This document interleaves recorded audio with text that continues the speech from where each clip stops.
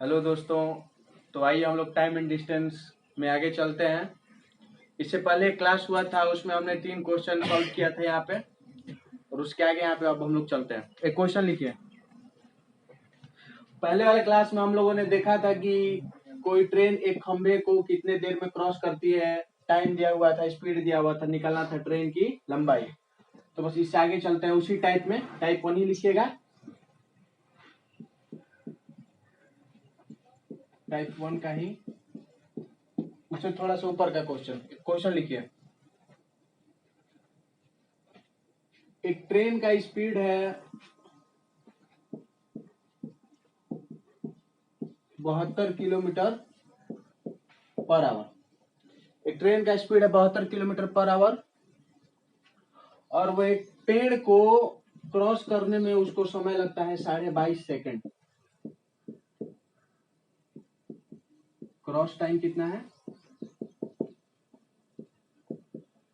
एक ट्रेन का स्पीड है 72 किलोमीटर पर आवर और एक पेड़ को क्रॉस करने में लगता है उसको 22.5 सेकेंड।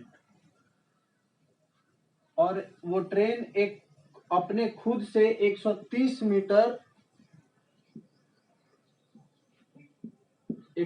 मीटर लंबे प्लेटफॉर्म को क्रॉस करने में कितना समय लगेगा? देखिए क्वेश्चन क्या है। एक ट्रेन है जिसका स्पीड है 72 किलोमीटर पर आवर, वो एक पेड़ को क्रॉस करने में उसको लगता है 22.5 सेकेंड। तो उस ट्रेन को अपने से 130 मीटर लंबे पुल को क्रॉस करने में कितना टाइम लगेगा? तो सबसे पहले हम 72 किलोमीटर पर आवर को हम लोग चेंज कर लेंगे मीटर पर सेकंड में। मीटर पर सेकंड मतलब 5/18। देखिए इसको मीटर पर सेकंड में चेंज करना है तो 5/18 से मल्टीप्लाई होगा, तो 18 चौके 72 और 4 पचे 20। 20 मीटर पर सेकंड इस ट्रेन की स्पीड हो गई।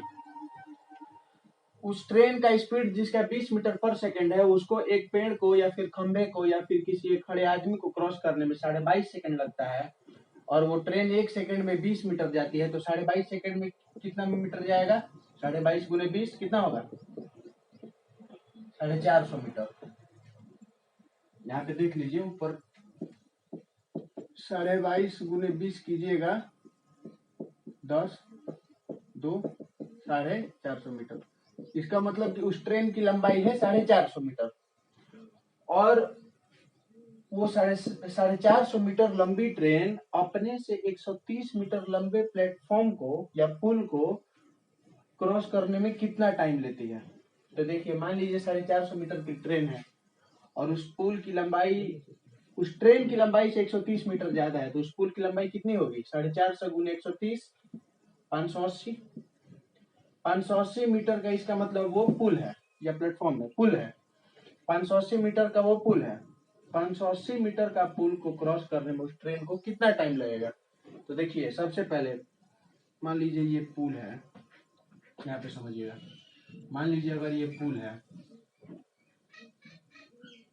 तो इस पुल को क्रॉस करने में ट्रेन एक तो सबसे पहले इस पुल को क्रॉस करेगी, उसके बाद फिर अपनी लंबाई को क्रॉस करेगी। तो उस ट्रेन की लंबाई है 450 मीटर और पुल की लंबाई है 580 मीटर। तो दोनों को अगर ऐड करेंगे तो टोटल उस ट्रेन को 1030 मीटर क्रॉस करना है। टोटल इस ट्रेन को कितना क्रॉस करना है? 1030 मीटर। और इस ट्रेन की स्पीड कितना है? 20 मीटर पर सेकेंड। तो 1030 मीटर को 20 मीटर पर सेकेंड में कोई ट्रेन अगर क्रॉस करे तो कितने देर में क्रॉस कर जाएगी? मीटर से मीटर कैंसिल, 51 सेकेंड में हो गया। देख लीजिए, उतार लीजिए। आइए हो गया। अगला सवाल लिखिए।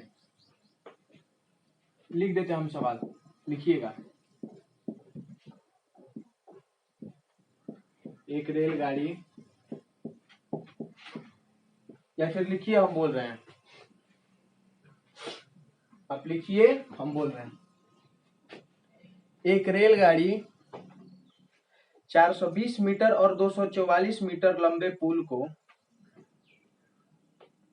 एक रेलगाड़ी 420 मीटर और 244 मीटर लंबे पुल को 50 सेकंड और 34 सेकंड में पास कर जाती है।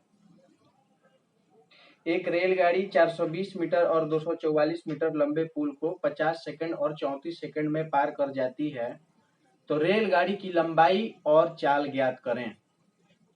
तो रेलगाड़ी की लंबाई और चाल ज्ञात करें। आइए इसको सॉल्व करते हैं। देखिए, एक रेलगाड़ी 420 मीटर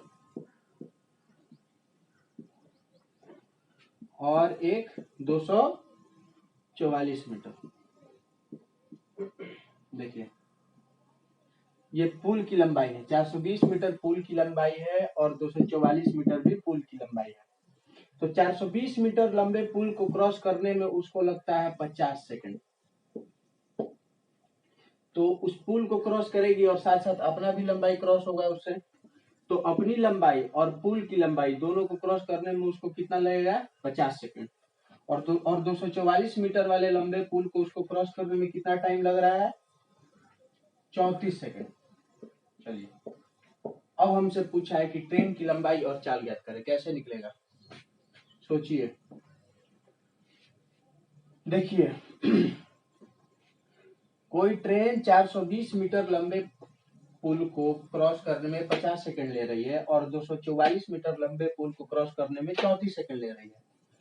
तो ये 16 सेकंड का जो डिफरेंस आ रहा है, ये अंतर आ रहा है, 16 सेकंड जो कम ले रही है। क्यों? क्योंकि ये 420 से कम है। तो कितना मीटर पुल छोटा है ताकि 16 सेकंड कम ले। तो एक है 420 मीटर का और एक है 244 मीटर का। अगर दोनों को घटा दिया जाए, 10 में 4 गए 6 7, इसका मतलब कि 176 मीटर कम के चलते वो 16 सेकंड कम ले रही है। दूसरा पुल पहले पुल से 176 मीटर छोटा है, इसके चलते वो 16 सेकंड कम ले रही है। तो 176 मीटर के चलते अगर 16 सेकंड कम ले तो 1 सेकंड में कितना होगा? भाग दे देंगे, तो ये हो जाएगा आपका 11 मीटर पर सेकंड। ये निकल गया हम लोग का ट्रेन का स्पीड। 11 मीटर पर सेकंड ट्रेन का स्पीड हो गया। ठीक है। अब देखिए, अब निकालना है हमको ट्रेन की लंबाई। तो 11 मीटर पर सेकंड स्पीड हो गया और 420 मीटर लंबे प्लेटफॉर्म को क्रॉस करने में उसको 50 सेकंड लगे थे। तो 1 सेकंड में अगर 11 मीटर जाती है तो इतने सेकंड में कितना जाएगी? 50 सेकंड में कितना जाएगी? 11 से मल्टीप्लाई कर देंगे, मतलब कि 550 मीटर।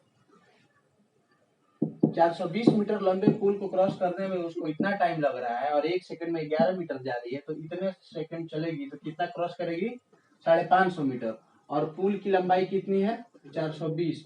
तो बाकी जो मीटर है वो ट्रेन की लंबाई है। तो घटा देंगे तो कितना जाएगा? 130। 130 मीटर लंबाई ट्रेन की है। फिर से एक बार देखिए, एक ट्रेन को 420 मीटर और 244 मीटर दो पुल को क्रॉस करने में 50 सेकंड और 34 सेकंड लगते हैं। तो क्रॉस करेगी पुल को तो साथ में अपनी लंबाई भी क्रॉस करेगी। अगर किसी पुल को क्रॉस करेगी तो साथ में अपनी लंबाई भी क्रॉस होगा उससे। तो अपनी लंबाई प्लस पुल की लंबाई को क्रॉस करने में उसको कितना समय लगता है? इतना। और अपनी लंबाई और 244 मीटर पुल को लंबे क्रॉस करने में कितना समय लगता है? 34 सेकंड।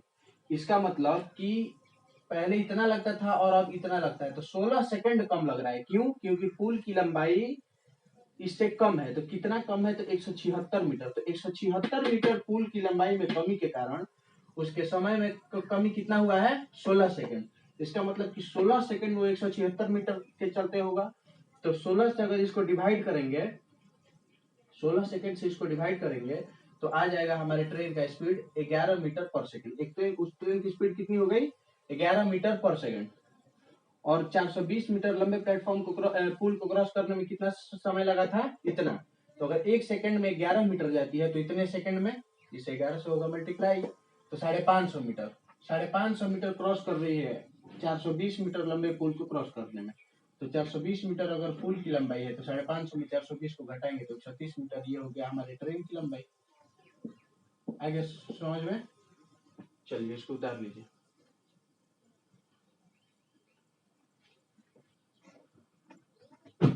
आइए अगले सवाल की तरफ। एक और लिखिए क्वेश्चन।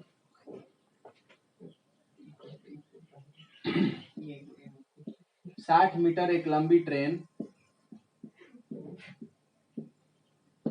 की लंबाई है 60 मीटर। 60 मीटर एक लंबी ट्रेन 40 मीटर लंबे सुरंग को 10 सेकंड में पास कर जाती है।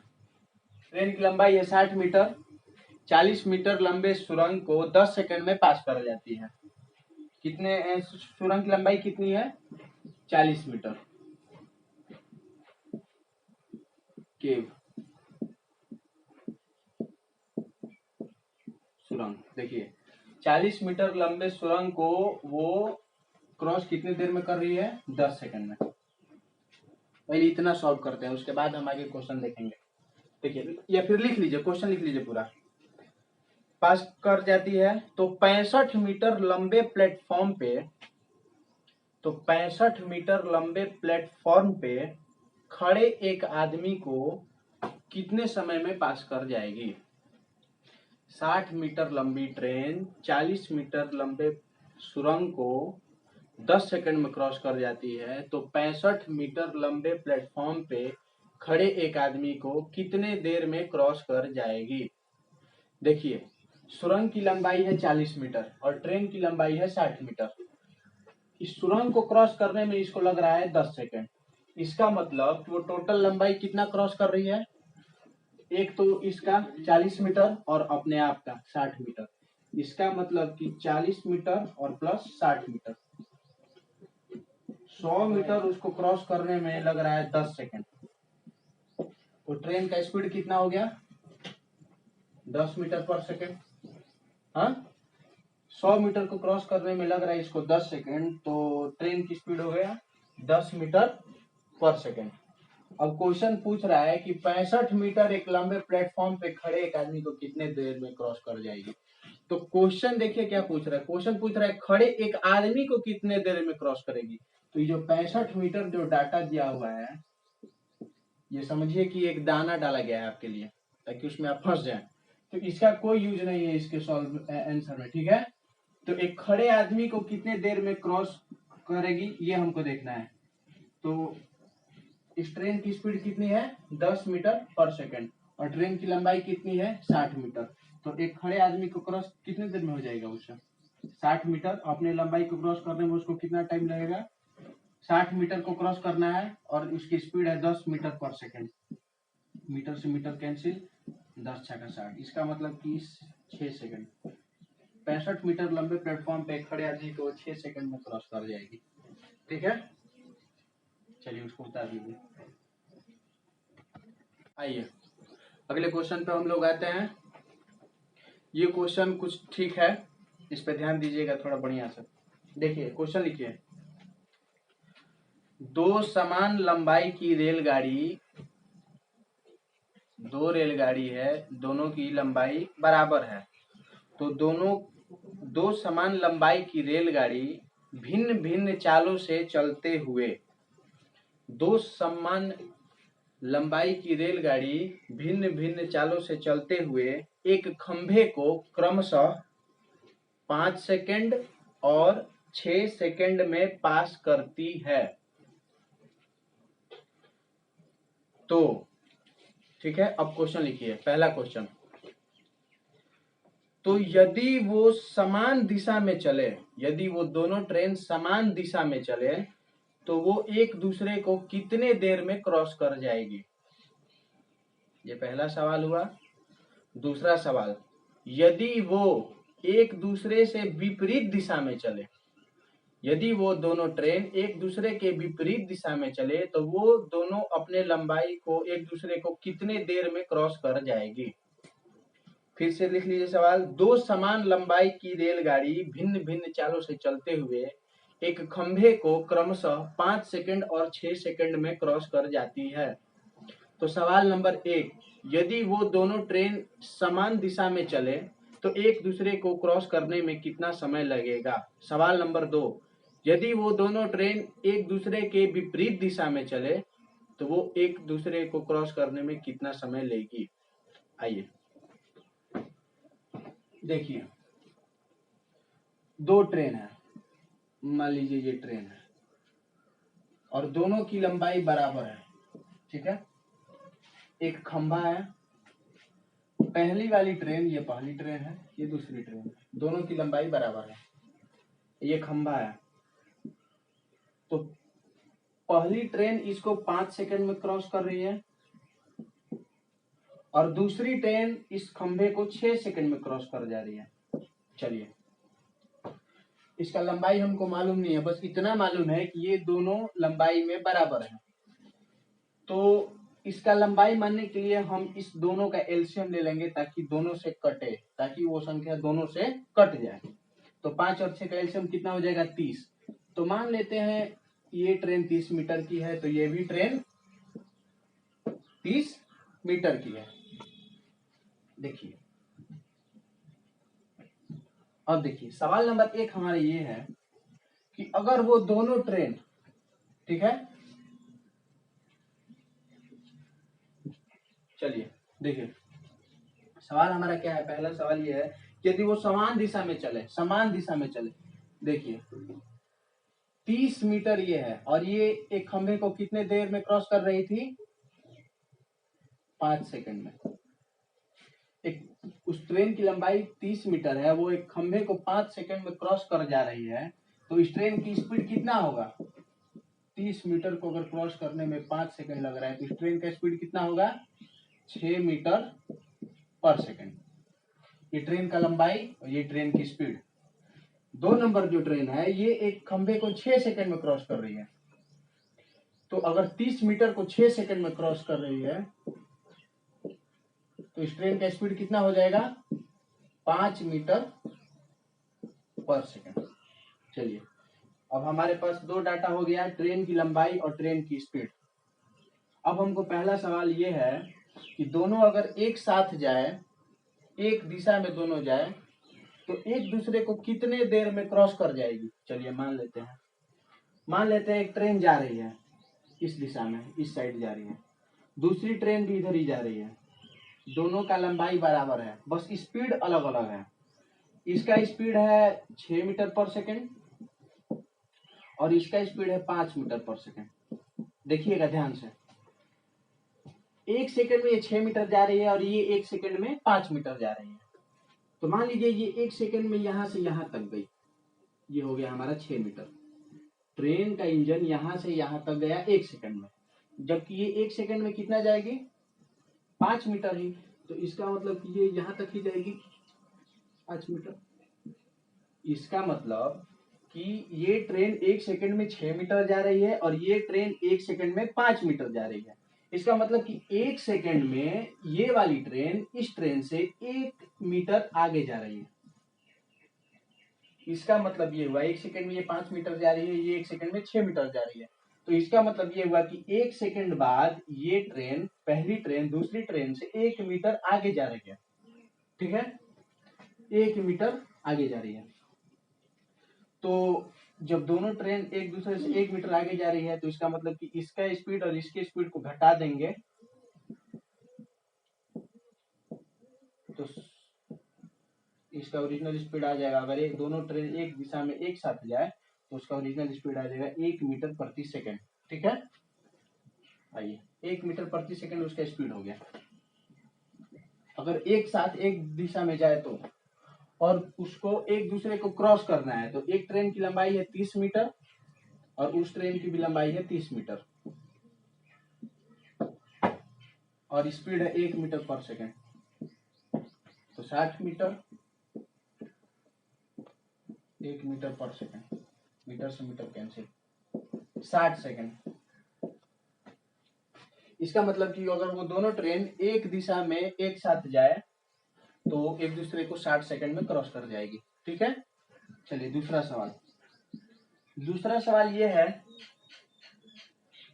कि वो एक दूसरे से विपरीत दिशा में आ रही है। अगर ये ट्रेन इस साइड से आ रही है तो एक ट्रेन इस साइड से आ रही है। दोनों का लंबाई बराबर है। इसका स्पीड है 5 मीटर पर सेकंड, इसका स्पीड है 6 मीटर पर सेकंड। तो जब वो एक दूसरे को क्रॉस करेगी तो उसका स्पीड कितना महसूस होगा? मान लीजिए इस ट्रेन में जो आदमी बैठा है ये जा रहा है 5 मीटर पर सेकंड के स्पीड से, और उधर से एक ट्रेन आ रही है 6 मीटर के स्पीड से, ठीक है। तो ये जब ट्रेन इसको क्रॉस करेगी तो इसको कितना अनुभव होगा? 5 मीटर प्लस 6 मीटर। इसको महसूस होगा कि हमारी ट्रेन 11 मीटर पर सेकंड स्पीड से चल रही है, ठीक है, 11 मीटर पर सेकंड। और इसको क्रॉस कितना करना है? सेम उतना ही, एक अपनी लंबाई प्लस दूसरे वाले की लंबाई 30 मीटर, और स्पीड दोनों का कितना है? 11 मीटर पर सेकंड।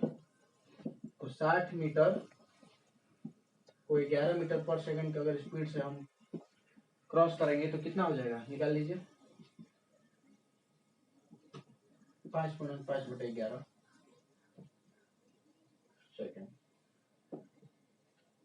हो गया। कर लीजिए, हो गया। चलिए, एक होमवर्क दिए थे आप लोगों को। होमवर्क ये था कि एक ट्रेन की स्पीड है 54 मीटर पर second, sorry 54 kilometre per hour, और वो एक खंबे को क्रॉस कर रही थी 12 सेकंड में। तो उस ट्रेन की लंबाई बताना था हम लोगों को।